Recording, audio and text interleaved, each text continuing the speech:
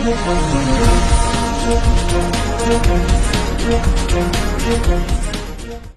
unang pagbabaga ng balita, Bagyong Christine nag-asik sa Barangay Pritsa, Calamba, Laguna.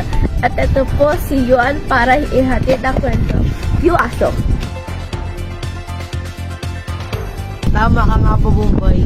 Tapos tignan niyo po yung nangyari sa baryo ng Barangay Pritsa, Calamba, Laguna.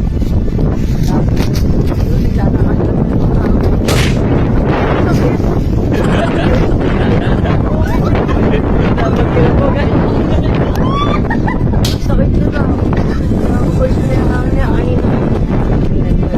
Yan, makakisama po kami sa Barangay Pritsa, Calamba, Laguna. Pinuntahan po namin yung binagyo na bagyong Christine, Calamba, Laguna. Gawa ng sobrang lakas po ng kabagyuan dito.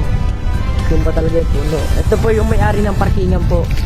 Yung mga sabi nila. Po, wala na. Ay, parkingan. Tira na. Wala akong pampagawa dyan. Pero sagot po kayo ng lugar niya. Hindi mo na wala.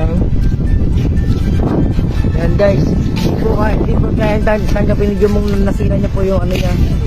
Nasira ng bagyo. Yung po niya, naayak na po talaga. Salamat po. Nagbabalik, Bombay Soria. Pasok.